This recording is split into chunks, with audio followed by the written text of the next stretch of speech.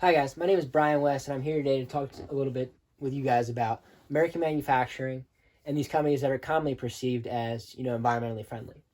Before I begin today, I just want to, make one thing clear. I'm not here to push an agenda or advocate for American manufacturing.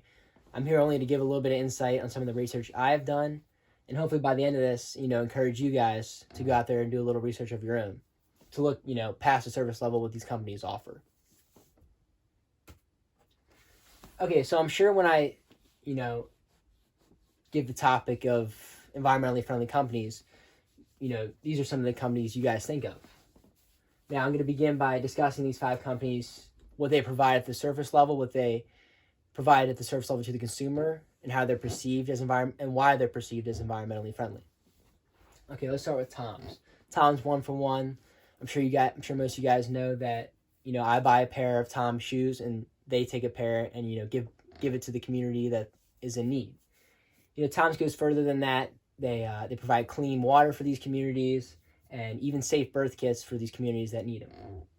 Okay, that's Tom's. Going on to Patagonia. Patagonia, they have a corporate philosophy of 100% for the environment, and they take a different approach when it comes to their clothing, more longevity approach, so that attempts to reduce their carbon output by not having to make as many, theoretically.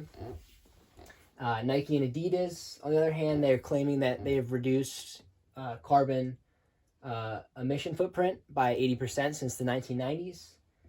And Apple, in fact, is actually it's the largest tech company that is using solar panels at their corporate headquarters in California.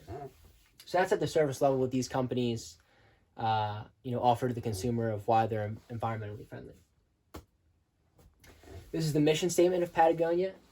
Build the best product, cause no unnecessary harm, use business to inspire, and implement solutions to the environmental crisis. So that's the that's the mission statement of Patagonia. So with that mission statement in mind, and their corporate philosophy of 100% for the environment, which company or which country here do you think that they would choose to manufacture their products in? A country with an environmental rank of 27, environmental rank of 120, 132, or 133? I'm sure most of us would say that it's the best ranking one, right?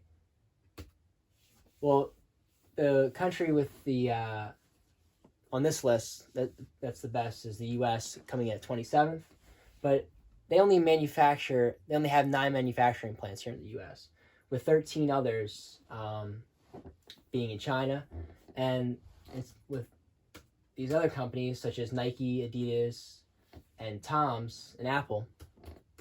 They're actually mostly manufactured in China as well, with Nike having some factories in Vietnam and Indonesia.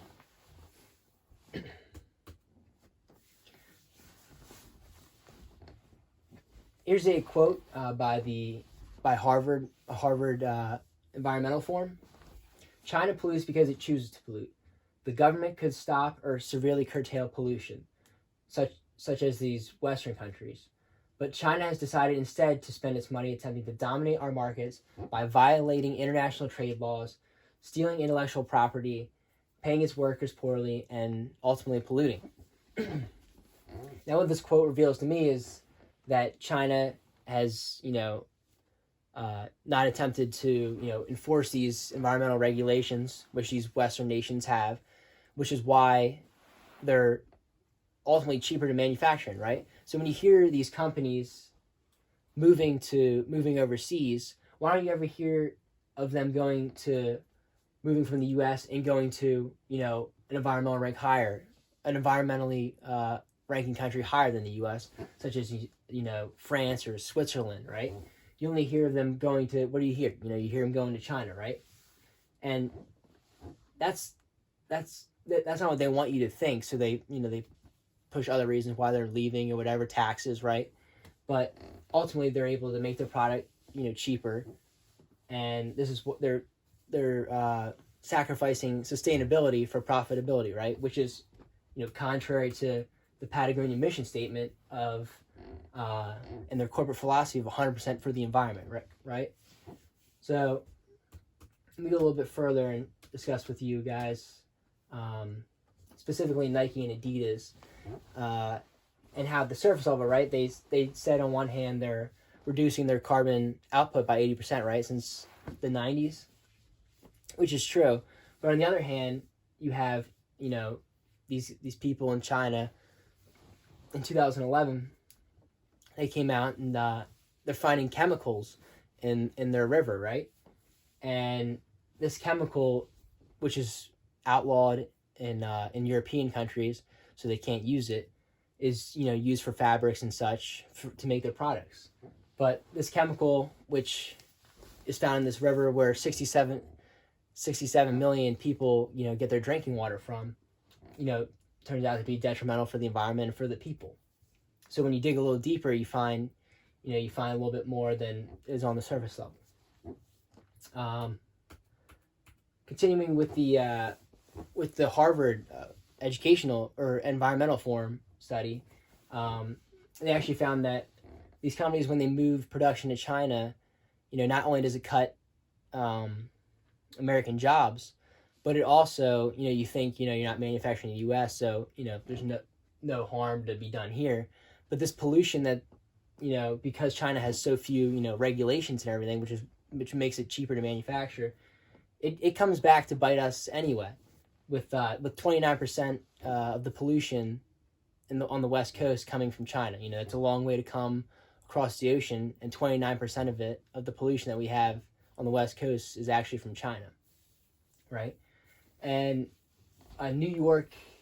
sticking with China, a New York Times report actually found that 14,000 companies in China are, not up to standards of countries, of these better ranking environmental countries for reducing pollution, right?